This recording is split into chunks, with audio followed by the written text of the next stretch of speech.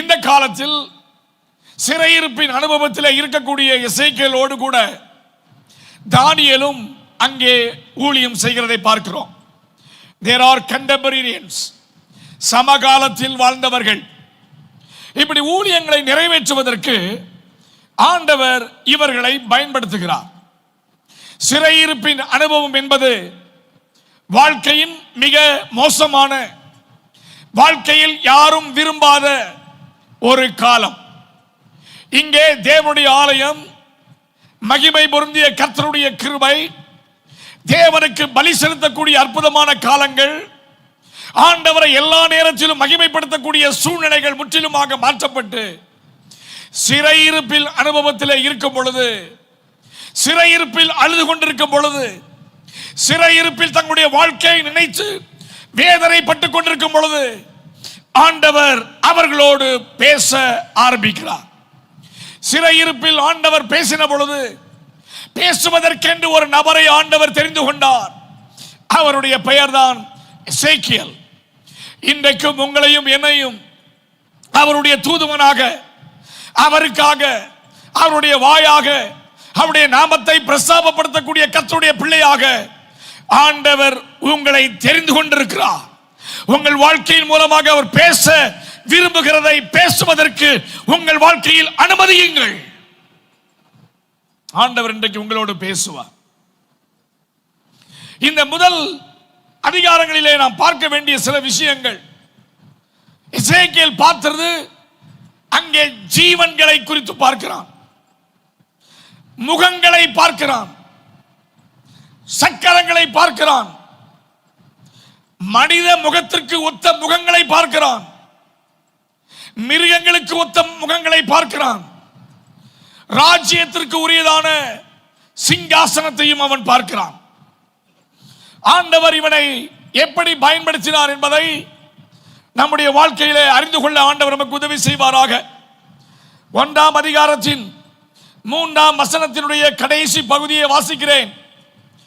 எசேக்கியேலுக்கு கர்த்தருடைய வார்த்தை உண்டாகி அங்கே கர்த்தருடைய கரம் அவன் மேல் அமர்ந்தது.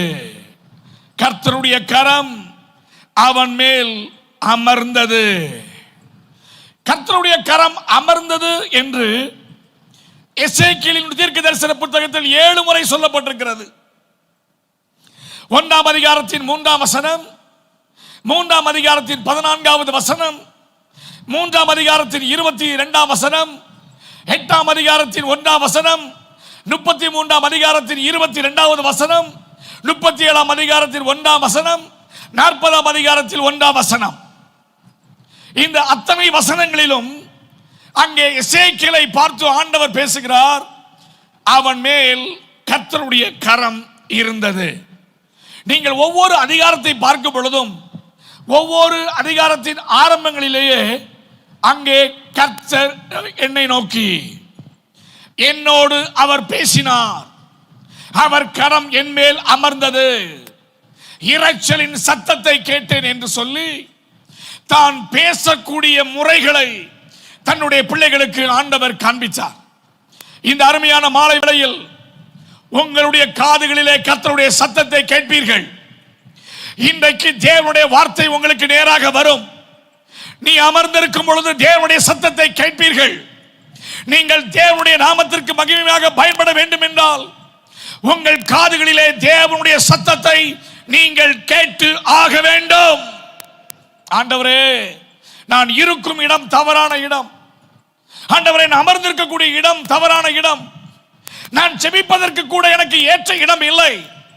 இப்படி எசேக்கியேல் சொல்லி இருந்தால் எசேக்கியேல் என்ற புத்தகம் நமக்கு கிடைக்க பெற்றிருக்காது. ஆண்டவருக்கு மகிமை உண்டாவதாக. எசேக்கியேல் அதையெல்லாம் ஒரு பக்கம் வைத்துவிட்டு எசேக்கியேலுடைய வாழ்க்கைக்கு நேராக ஆண்டவர் சொன்னது என்னவென்றால், வானங்கள் திறக்கப்பட. அறிமுகத்தை பாருங்கள். வானங்கள் திறக்கப்பட தேவ தரிசனத்தை கர்த்தர் எனக்கு காண்பித்தார். இவ்விதமான தரிசனத்தை வெளிப்படுத்திலே யோவானுக்கும் ஆண்டவர் காண்பித்தார். தரிசனங்களை பார்க்கிறான், தேவனுடைய வல்லமையை பார்க்கிறான், தேவனுடைய மகத்துவத்தை பார்த்த அந்த எசேக்கியேலை போல அநேக தேவ மனிதர்கள் வேதத்திலே நமக்கு உண்டு. அவர்கள் பார்த்த பொழுது வேதத்திலே உதாரணத்தை சொல்ல விரும்புகிறேன். அவர்கள் அதமாய் விழுந்தார்கள், செத்தமனை போல விழுந்தார்கள். அவர்கள் தெரியாது போல் பார்க்கிறார்கள். மகிமை நிறைந்த கர்த்தரை பார்க்கும் பொழுது தங்களுடைய பாவங்கள் எல்லாம் வெளிப்படுத்தப்படுகிறது. மகிமை நிறைந்த கர்த்தரை பார்க்கும் பொழுது ஐயோ நான் பாவியாகிய மனிதன் என்று சொல்லி தங்களை தாங்களே உருவ குத்திக் கொண்டதை பார்க்கிறோம். இந்த மாலை வேளையில் கர்த்தருடைய சத்தம் உங்களுக்கு நேராக வரும்போது, கர்த்தருடைய வார்த்தை உன்னை தொடும்போது, நம்முடைய வாழ்க்கையில் கூடிய அசுத்தங்களை அவர் நீக்குகிறார். நம்முடைய அறியாமையை மாற்றுகிறார், இயலாமையை மாற்றுகிறார். தான் யார் என்பதை உங்களுக்கு காண்பித்து கர்த்தர் நிறைந்த பாத்திரமாக உங்களை கர்த்தர் பயன்படுத்த விரும்புகிறார். பாஸ்டர், நான் ஒரு சாதாரண ஆள், எனக்கு எந்த வாய்ப்பும் இல்லை, எந்த ஏதுக்குள்ளும் எனக்கு இல்லை, நான் எப்படி ஆண்டவரிடத்தில் சொல்ல முடியும்? இன்னும் இரக்கமாக சொல்லுகிறேன், இறங்கி சொல்லுகிறேன். இந்த எசேக்கியேல் உங்களைப் போல என்னை போல வீடுகள் நிறைந்த மனிதன் அல்ல. அவர் ஒரு சிறையிருப்பிலே வாழ்ந்த அகதி. தனக்கென்று கிடைக்கப்பட்ட எந்த வாய்ப்பையும் இல்லாமல் அகற்றப்பட்ட ஒரு அகதி அவன். கர்த்தர் அவனோடு பேசினார். வாழ்க்கையில் கர்த்தர் என்னோடு பேச வேண்டும் என்று கேட்டால் வானம் திறக்கப்படும், தேவ மகிமையை காண்பார். சிங்காசனத்தில் அமர்ந்திருக்கக்கூடிய கர்த்தரை பார்ப்பீர்கள். செட்டைகள் நிறைந்த தேவ தூதர்கள் உன் அருகாமையில் நிற்கிறதை பார்ப்பீர்கள். கேருபீன்கள் உன் அருகாமையில் இருந்து உனக்கு பணிவிடை செய்வதை உங்கள் கண்கள் காணும். கிருபாசனத்திலே வீற்றிருக்கக்கூடிய கர்த்தருடைய மகிமை இந்த இடம் முழுவதும், இந்த வளாகம் முழுவதிலும் அவருடைய மகிமையை காண கர்த்தர் கிருபை தருவார். ஆண்டவரே, என்னை நீர் கேட்டருளும், என் வாழ்க்கையில் இருக்கக்கூடிய நிலைமையை நீர் எனக்கு காண்பிப்பீராக என்று கேளுங்கள். இப்படி இருக்கும் பொழுது எசேக்கியேலை ஆண்டவர் தயார்படுத்துகிறார். நான் சொல்லக்கூடிய வார்த்தையை நீங்கள் கவனமாக புரிந்து கொள்ள வேண்டும். ஆண்டவர் 3 விதங்களிலே ஒரு மனிதனை ஆயத்தப்படுத்துகிறார். சொல்லுங்க அந்த வார்த்தையை, ஆயத்தப்படுத்துகிறார். கர்த்தரினை ஆயத்தப்படுத்துகிறார். சத்தமா சொல்லுங்க, கர்த்தரினை ஆயத்தப்படுத்துகிறார். கர்த்தரினை ஆயத்தப்படுத்துகிறார். கர்த்தரினை ஆயத்தப்படுத்துகிறார். ஊழியத்திற்கு ஆயத்தப்படுத்துகிறார், வசனத்திற்காக ஆயத்தப்படுத்துகிறார், அவருடைய வருகைக்காக என்னை அவர் ஆயத்தப்படுத்துகிறார். ஆகவே தான் இந்த கூட்டம், ஆகவே தான் கர்த்தருடைய வார்த்தை, ஆகவே தான் வேதாகமம், ஆகவே தான் கர்த்தருடைய மகிமை வருத பிரசன்னம்.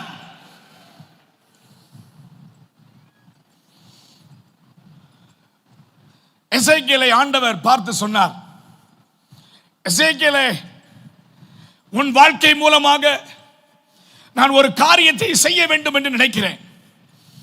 அதற்கு எசேக்கியேல் தன்னை உட்படுத்துகிறான். எசேக்கியேல் is a priest. அவன் தேவனுடைய ஊழியத்தை செய்வதற்கு தன்னை அர்ப்பணிக்கப்பட்ட மனிதன். அவனோடு ஆண்டவர் பேசும் பொழுது 3ஆம் அதிகாரத்திற்கு திருப்புங்கள். 3ஆம் அதிகாரத்தின் 5 முதல் 10 வசனங்களை முதல் பகுதியாக எடுத்துக்கொள்வோம். அதிலே முதல் வசனத்தை வாசிக்கிறேன். பின்பு அவர் என்னை நோக்கி, மனுபுத்திரனே, நீ காண்கிறதை புசி, சுருளை நீ புசித்து இஸ்ரவேல் சந்தையிடத்தில் போய் அவர்களோடு பேசு என்றார். Number 1, if God wants you to do ministry, ஆண்டவர் உடைய சேவைக்காக அர்ப்பணிக்கப்பட்ட கர்த்தருடைய பிள்ளைகளாக வாழ வேண்டும் என்று நினைத்தால் நீங்கள் செய்ய வேண்டிய ஒன்று, அவர் காண்பிக்கும் புத்தக சுருளை நீங்கள் உட்கொள்ள வேண்டும். அந்த புத்தக சுருள் எது? அப்படியே நான் வாயை திறந்தேன். அப்பொழுது அவர் அந்த சுருளை எனக்கு புசிக்க கொடுத்தார். தேவனுடைய வார்த்தையை முதலாவது நாம் புசிக்க வேண்டும். தேவனுடைய வார்த்தையை உட்கொள்ள பழக வேண்டும். ஒருவேளை வேதத்தை படிப்பதில், வசனங்களை படிப்பதில், கர்த்தருடைய வார்த்தையில் தேவையான போஷாக்கு கிடைக்காமல் நலிந்த விசுவாசியாக நாம் இருப்போம் என்றால், பயன்படப்படாத விசுவாசிகளாக இருப்போம் என்றால், ஒருவேளை நம்முடைய வாழ்க்கை பிறருடைய வாழ்க்கைக்கு ஒப்பிட்டு பார்க்கும் பொழுது நம்முடைய வாழ்க்கை வேத வசனம் இல்லாத வாழ்க்கை போல் இருக்கும் என்றால், இந்த மாலை வேளையில் ஆண்டவர் சொல்லுகிறார், உன்னிடத்திலே இருக்கும் இந்த வேதாகமத்தை நீ படிக்க வேண்டும். படிப்பது மாத்திரமல்லாமல் அதை உன் வாயினால் உட்கொண்டு உன் குடலினால் நிரப்புவாயாக. நீங்கள் நிரப்பப்பட வேண்டும். நல்ல கரங்களை தட்டி சொல்லுங்க, ஆண்டவரே, நான் ஆவியினால் நிரப்பப்படுவது போல வசனத்தினால் நிரப்பப்பட வேண்டும். வசனத்தின் வாயினால் நிரப்பப்பட வேண்டும். வசனத்தினால் என் குடல்கள் நிரப்பப்பட வேண்டும். வசனத்தினால் என்னுடைய தலை நிரப்பப்பட வேண்டும். வசனத்தினால் என் சரீரம் நிரப்பப்பட வேண்டும். வசனத்தினால் என்னுடைய சிந்தனைகள் நிரப்பப்பட வேண்டும். எசேக்கியேலை ஆண்டவர் வேறு பிரித்தவுடன் அவனோடு ஆண்டவர் பேசினது, நீ வேறு பிரிக்கப்பட வேண்டும் என்றால் உனக்குள் இருக்க வேண்டியது என்னுடைய வார்த்தை.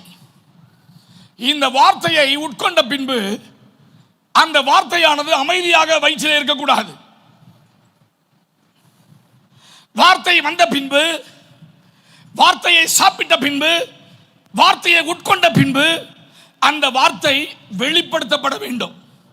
அதற்கு தான் அங்கே ஆண்டவர் சொல்லுகிறார், அதை புசித்தேன், இது என் வாய்க்கு தேனை போல் இருந்தது. எல்லாம் சொல்லிவிட்டு சொல்லுகிறார், என் வார்த்தைகளை கொண்டு நீ அவர்களோடு பேசுவாயாக. சாப்பிட்ட வாய், உன்ற வாய், புசித்த வாயானது புசித்து விட்டு அமைதியாக இருக்க முடியாது. காரணம், இப்பொழுது உங்கள் தலையிலிருந்து கால் வரை தேவையான வசனங்கள் உங்களுக்குள்ளே வந்த பின்பு அந்த வசனம் உங்களுக்குள் தேங்கி இருக்க கூடாது. உங்களுக்குள் இருக்கக்கூடிய வசனமானது ஜனங்களுக்குள் போய் சேர வேண்டும். வச்சர கற்களை போல் நெத்தி உடையவர்கள், வணங்கா கழுத்துள்ளவர்கள், ஆண்டவராகிய கர்த்தரை தெரியாதவர்கள், வசனத்திற்கு மதிப்பு தராதவர்கள், கர்த்தருடைய வார்த்தையை கேட்டும் கேட்காமல் இருக்கிறவர்களுக்கு நீ கர்த்தருடைய வாயாக இன்றைக்கு புறப்பட்டு செல்ல வேண்டும். சாதாரணமான ஒரு கேள்வி நான் கேட்க விரும்புகிறேன். உங்களுடைய வாழ்க்கையில் எத்தனை ஆத்துமாக்களை இதுவரையிலும் ஆண்டவரின்பால் கொண்டு வந்திருக்கிறீர்கள்? எத்தனை விசுவாசி சபையிலிருந்து சென்று ஊழியங்களை நிறைவேற்றிருக்கிறீர்கள்?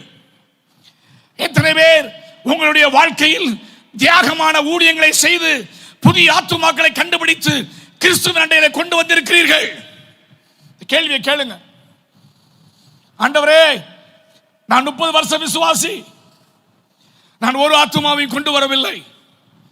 நான் 40 வருஷம் விசுவாசி, நான் எவரையும் அழைத்துக் கொண்டு வரவில்லை. நான் புதிய விசுவாசியாக எப்படியோ வந்திருக்கிறேன் சபைக்கு, நான் என்ன செய்ய வேண்டும்? ஆண்டவர் சொல்லுகிறார், வசனத்தை உண்ட பின்பு உன் ஜனங்களுக்குள்ளே நீ போக வேண்டும். ஒரு சின்ன தீர்மானம் பண்ணிருங்க. ஆண்டவரே, இந்த கன்வென்ஷன்ல இந்த செய்தியின் மூலமாக என் வாழ்க்கையை நீ தொட வேண்டும். என்னுடைய கரத்திலே வசனம் இருக்கிறது, என் கரத்திலே வார்த்தை இருக்கிறது, பேசுவதற்கு வாய் இருக்கிறது, எனக்கு முன்பாக மக்கள் இருக்கிறார்கள். ஒருவேளை அவர்கள் வசனத்தை கேட்காமல் இருப்பார்கள் என்று சொன்னால், நான் எப்படியாவது அவர்களுக்கு வசனத்தை சொல்லக்கூடிய ஒரு அற்புதமான தேவ மனிதனாக நீர் என்னை மாற்றும்படியாக நாங்கள் ஜெபம் பண்ணுகிறோம் என்று கேளுங்கள். டேவிட் லிவிங்ஸ்டன் என்கிறதான ஒரு தேவ மனிதனை குறித்து உங்களோடு பகிர்ந்து கொள்ள விரும்புகிறேன் சில வரிகளில். டேவிட் லிவிங்ஸ்டன் இங்கிலாந்தை சார்ந்தவர்.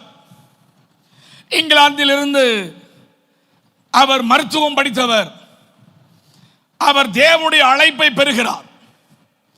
தேவனுடைய அழைப்பை பெற்ற பின்பு அந்த அழைப்பிற்கு இணங்கி ஆப்பிரிக்காவில் இருக்கக்கூடிய காடுகளுக்கு அவர் போகிறார்.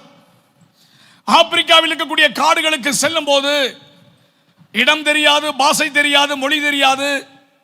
அந்த நாட்களில் ஆப்பிரிக்கா கண்டத்திலே வாழ்ந்து கொண்டிருந்தவர்கள் மனிதர்களை நர மாமிசமாக சாப்பிடக்கூடிய ஒரு கூட்டம்.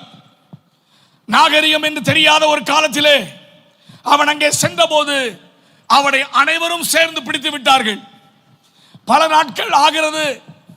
கொசுக்கடி, மலேரியா நோய்களினால் பாதிக்கப்பட்டு அவனுடைய சரீரம் முழுவதும் சாம்பல் நிறமாக மாற்றப்படுகிறது. சொல்லனா துயரம், வேதனை அடைந்து அவனுடைய நண்பர்களில் ஒருவர் அவரை பார்க்க வேண்டும் என்று சென்று காடுகளை எல்லாம் தேடி, கரைகளை எல்லாம் தேடி அவனை கண்டுபிடிக்கிறார். கண்டுபிடிக்கும் பொழுது உருமாற்றம் அடைந்தவராக சாம்பல் நிறத்திலே உடலெல்லாம் மிகவும் வேதனைப்பட்ட நிலைமையில் அவனை பார்க்கிறான். பார்த்த பொழுது அவனிடத்தில் கேட்கிறான், ஏன் என்னை பார்க்க வந்தாய்? இல்லை, உன்னை அழைத்து செல்வதற்காக நான் வந்தேன். இந்த குறிப்பிட்ட நாளுக்குள்ளாகவே அங்கே இருந்த மக்களை ஆண்டவர் தொட்டார். கிராம மக்களை தொட்டார், ஆப்பிரிக்க மக்களை ஆண்டவர் தொட்டார். அங்கே இருக்கக்கூடிய மக்கள் மேல் அவர் பிரியம் கொண்டார். அவர்கள் இவரை ஒரு தேவ தூதனாகவே பாவிக்க ஆரம்பித்தார்கள். நடந்தது என்ன? ஒரு நாள் அவர் மரித்து போனார். மரித்து போன பொழுது அந்த முழு ஆப்பிரிக்க தேசத்தில் இருக்கக்கூடிய எல்லா விதமான ட்ரைபல் மக்கள் அங்கே இருந்தவர்கள் கூடி வந்து அவரை பார்த்து அழுது ஒப்பாரி வைக்கிறார்கள். எங்களுக்கு ஒரு நல்ல ஒரு போதகராக ஆண்டவராகிய இயேசுவை மொழி தெரியாத இடத்திலும் மொழியை கற்றுக்கொண்டு வசனங்களை எங்களுக்காக தந்த இந்த தேவ மனிதனை நாங்கள் தரப்போவதில்லை என்று சொல்லி அவர்கள் தீர்க்கமாக சொல்லிவிட்டார்கள். அவர் வந்தது இங்கிலாந்து தேசத்தில் இருந்து. இவருடைய சரீரம் இங்கிலாந்திற்கு போக வேண்டும். நடந்தது என்ன தெரியுமா? அவர்கள் சொன்னார்கள், ஐயா, இந்த தேசத்திற்காகவே வாழ்ந்து இந்த தேசத்திற்காகவே மருத்துவ பணிகளை செய்து கர்த்தருடைய ஊழியத்தை செய்கிற இந்த மனிதன் நாங்கள் அனுப்புவதாக இல்லை. தேவைப்பட்டால் இப்படி செய்து கொள்ளலாம். அவருடைய இருதயத்தை எங்கள் மண்ணில் புதைத்து வையுங்கள். ஒருவேளை உங்களுக்கு தேவைப்பட்டால் இந்த சரீரத்தை இங்கிலாந்திற்கு கொண்டு போங்கள். உலகத்திலேயே 2 கல்லறை உடைய ஒரே மனிதன் அவர்தான். மறந்து விடாதிருங்கள். இப்பொழுதும் அவர்கள் போற்றுவதற்கு காரணம் என்ன? ஒரு சாதாரண மனிதனாக மாத்திரமல்ல, நல்ல முறையில் படித்து மெடிசன் படித்து தன்னுடைய வாழ்க்கையை அர்ப்பணிக்கப்பட்ட ஒரு மனிதனை பார்க்கும் பொழுது மக்கள் சந்தோஷப்படுவது மாத்திரமல்ல, கர்த்தர் அங்கே வெளிப்படுகிறார். அது ஆப்பிரிக்காவில் மாத்திரமல்ல, சொந்த தேசத்திற்கு போனாலும் அவருடைய சரீரம் அங்கே இருக்கிறது. சரீரத்தை விட ஆத்துமாவிற்காக ஏங்கின அந்த மனிதனுடைய கல்லறை எழுதப்பட்டிருக்கூடிய வாசகம் என்ன? மீண்டும் எனக்கு ஒரு பிறவி கிடைக்கும் என்றால், மீண்டும் என்னை ஆண்டவர் அனுப்புவார் என்றால் அவர் என்னை ஆப்பிரிக்காவுக்கே அனுப்ப வேண்டும். நான் மருத்துவம் படித்திருக்கிறேன், இன்ஜினியரிங் படித்திருக்கிறேன், நல்ல படிப்பு எனக்கு உண்டு. ஆனால் நான் சுவிசேஷம் சொல்வதில்லை என்று சொன்னால் இந்த உதாரணத்தை விட சிறந்த உதாரணம் உலகத்தில் எங்குமே இருக்காது. மருத்துவம் படித்தால் என்ன, இன்ஜினியரிங் படித்தால் என்ன, கர்த்தருடைய ஊழியத்தை செய்வதற்கு கர்த்தர் உங்கள் ஒவ்வொருவரையும் ஒரு எசேக்கியேலாக பயன்படுத்த விரும்புகிறார்.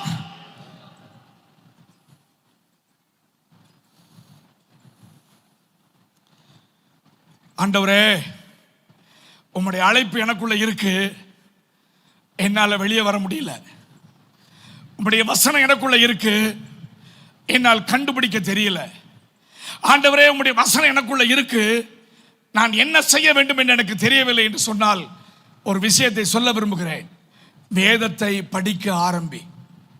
கர்த்தருடைய வசனத்தை படிக்க ஆரம்பியுங்கள். கர்த்தருடைய வசனம் தன்னுடைய சித்தத்தை வெளிப்படுத்தும். ஊழியர்கள் மூலமாக ஆண்டவர் பேசுவது உண்மை. இந்த அடிப்படையில், இந்த கான்டெக்ஸ்டில் ஆண்டவர் எசேக்கியேலோடு பேசி வசனத்தை உட்கொள்கிறார்.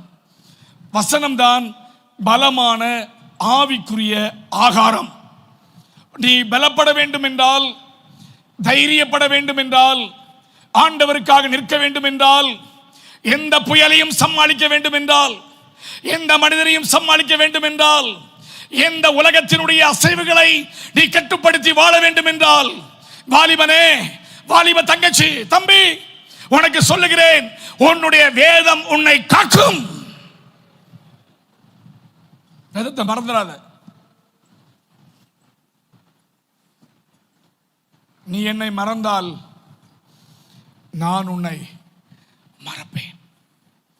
கேளுங்க ஆண்டவர்கிட்ட, ஆண்டவரே நான் ஒருபோதும் உம்முடைய வசனத்தை விட்டு தூரமா போக மாட்டேன். நல்ல ஜெபம் பண்ணுவாங்க எல்லாரும்.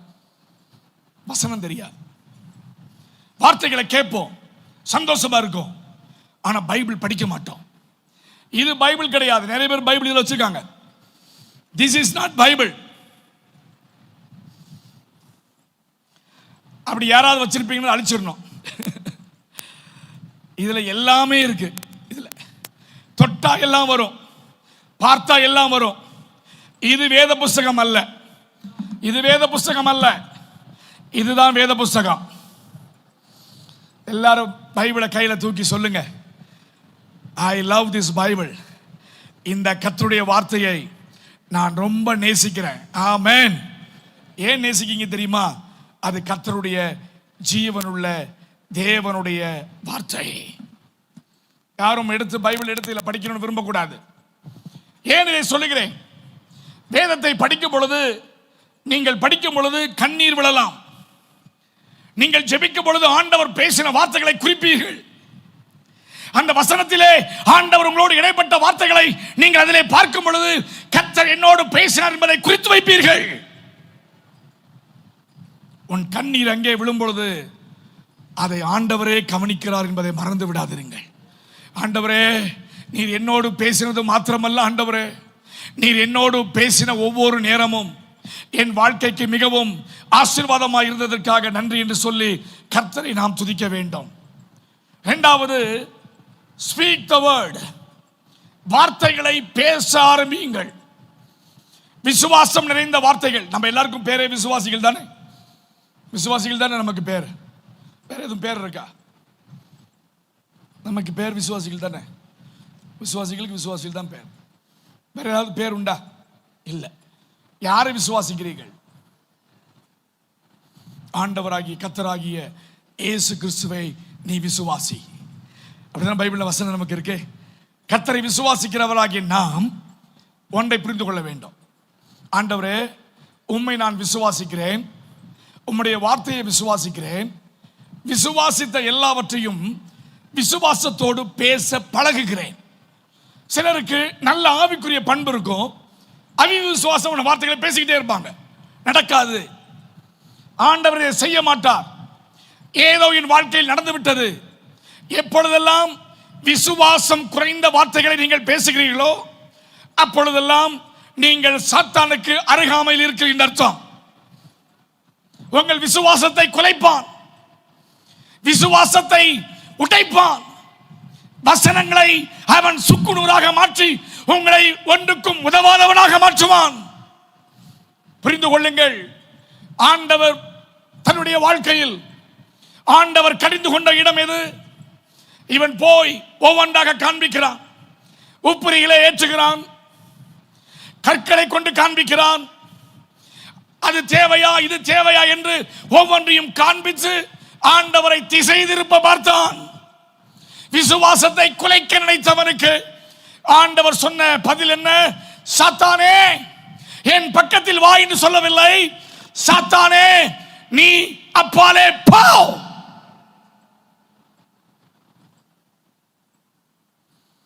அநேக நேரங்களில் விசுவாசம் குன்றின விசுவாசிகளாக வாழ பழகக்கூடாது. விசுவாசத்தை கற்றவர்களாக வாழ பழக வேண்டும். வார்த்தைகளை தெளிவாக படிக்கிறவர்களாக மாற வேண்டும். இந்த வசனம் தேவ ஆவியினால் ஏவப்பட்டு எழுதப்பட்டிருக்கிறது. இதிலே புத்தி உண்டு, இதிலே ஞானம் உண்டு. பேதைகளை ஞானியாக்குகிறது. நம்முடைய பாதைகளுக்கு அது வெளிச்சமாக இருக்கிறது. பேதமையோடு வந்திருப்பீர்களா? வேதத்தை படிக்க ஆரம்பியுங்கள், உன் பேதமை மாறும். குழப்பத்தோடு வந்திருக்கிறீர்களா? வேதத்தை படிக்க ஆரம்பியுங்கள், உன்னுடைய குழப்பங்கள் மாறும். அவிசுவாசத்தோடு வந்திருக்கிறீர்களா? வசனத்தை எடுத்து படிக்க ஆரம்பியுங்கள். ஒரு தெய்வீக கிருபையும் சமாதானமும் உங்கள் உள்ளத்திற்குள்ளே அது ஆட்கொள்ளும். வசனத்தை படிக்கும்போது விசுவாசிகள் தெரிந்து கொள்ள வேண்டிய மிக முக்கியமானது, பேச பழக வேண்டும். ஆண்டவரிடத்தில் பேச பழக வேண்டும். நம்மோடு சம்பாஷிக்கிறவரிடத்தில் தெளிவாக பேச பழக வேண்டும். மூன்றாவதாக எசேக்கியேலுடைய 3ஆம் அதிகாரத்தில் 9-10 வசனத்தை பாருங்கள். உன் நெற்றியை வச்சிரக்கல்லை போலாக்கினேன், கண்மலையை பார்க்கலும் கெட்டியாக்கினேன். அவர்கள் கலக விட்டார் என்றும் நீ அவர்களுக்கு பயப்படாமலும் அவர்கள் முகங்களுக்கு கலங்காமலும் இரு. பின்னும் அவர் என்னை நோக்கி, மனுப்புத்திரனே, நான் உன்னோடைய சொல்லும் என் வார்த்தைகளை எல்லாம் நீ உன் செவிகளாலே கேட்டு உன் இருதயத்தில் ஏற்றுக்கொள்வாயாக. செவிகளினால் கேட்டு இருதயத்தில் ஏற்றுக்கொள்வாயாக. எசேக்கியேலை ஆண்டவர் தயார்படுத்துகிறார். God tuned his entire physique. ஆண்டவர் எசேக்கியேலுடைய முழு சரீரத்தையும் ஆயத்தப்படுத்துகிறார். கண்களை ஆயத்தப்படுத்துகிறார் அவரை பார்ப்பதற்கு. கண்களை ஆயத்தப்படுத்துகிறார் தேவ தரிசனங்களை பார்ப்பதற்கு. வாய்களை ஆயத்தப்படுத்துகிறார் நீங்கள் பேசுவதற்கு அவருடைய வாயாக. உங்களுடைய காதுகளை பழக்கி வைக்கிறார். எதற்காக? அவருடைய மெல்லிய சத்தத்தை கேட்பதற்காக.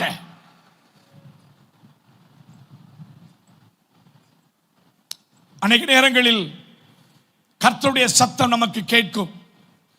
இன்று காலையிலே நேற்று சொல்லும் பொழுது சொன்னேன், மின்னல்கள் வந்தது, இடி வந்தது, முழக்கங்கள் வந்தது. கடைசியில் ஆண்டவர் மெல்லிய சத்தத்தோடு அவனோடு கர்த்தர் பேசினார். கர்த்தருடைய சத்தத்தை கேட்கிறவர்கள் பாக்கியவான்கள். கர்த்தருடைய சத்தத்தை கேட்கிறவர்கள் பாக்கியவான்கள். கர்த்தருடைய சத்தத்தை கேட்டு அதன்படி நடக்கிறவர்கள் இன்னும் பாக்கியவான்கள். அது பைபிள் சொல்லுது, அவனுடைய இருதயத்தில் வைக்க வேண்டும். எத்தனை பேருக்கு இருதயம் இருக்கு? எல்லாத்துக்கும் இருதயம் இருக்கா? எல்லாத்துக்கும் இருக்கு தானே? இருதயம் நல்லதா கெட்டதா?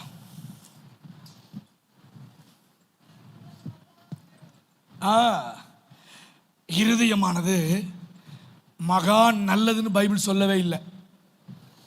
மகா கேடு உள்ளதும் திருக்குள்ளதுமா இருக்கு. திருக்குள்ளது மாறி மாறி விகாரப்படும், மாறி மாறி பேசும், வித்தியாசமா பேசும். இப்போ ஒன்று பேசும், நாளைக்கு ஒன்று பேசும், இப்போ ஒன்று பேசும், நாளைக்கு ஒன்று பேசும். ஆண்டவரே ஊழியத்துக்கு வரமாட்டோம். ஆண்டவரே நான் முழங்கால் நின்று பைபிள் வாசிக்க மாட்டோம். ஆண்டவரே நான் உம்முடைய நாமத்தை மகிமைப்படுத்திக் கொண்டே இருப்பேன். கன்வென்ஷன் வந்த உடனே என்னை அர்ப்பணிப்பேன். கன்வென்ஷன் முடிஞ்ச பிறகுதான் தெரியும் நீங்கள் எப்படி அர்ப்பணிக்கப்பட்டிருக்கிறீர்கள் என்பது.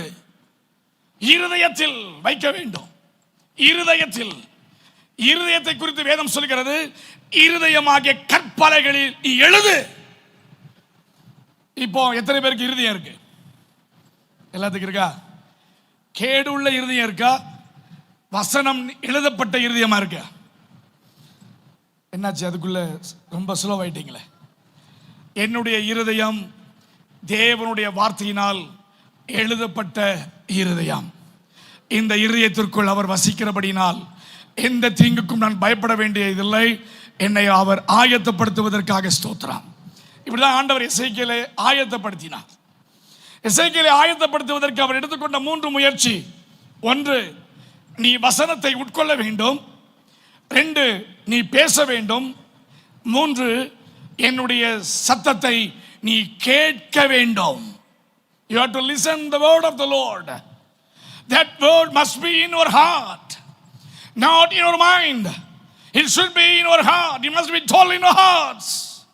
உன் இருதயத்திற்குள் அது இருக்க வேண்டும். சின்ன தீர்மானம் பண்ணிடுவோம்.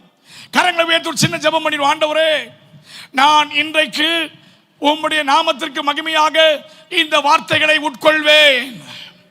ஆண்டவரே, இந்த வார்த்தையை பிறருக்காக உம்முடைய நாம மகிமைக்காக பிறரிடத்திலே பேசுவேன். ஆண்டவரே, உம்முடைய சத்தத்தை கேட்டு அதன்படி நடப்பை. நல்ல கரங்களை தட்டி ஆண்டவருக்கு மகிமையா சொல்லுங்க. ஆண்டவரே, நல்ல கை தட்டுங்க. ஹல்லேலூயா, ஹல்லேலூயா.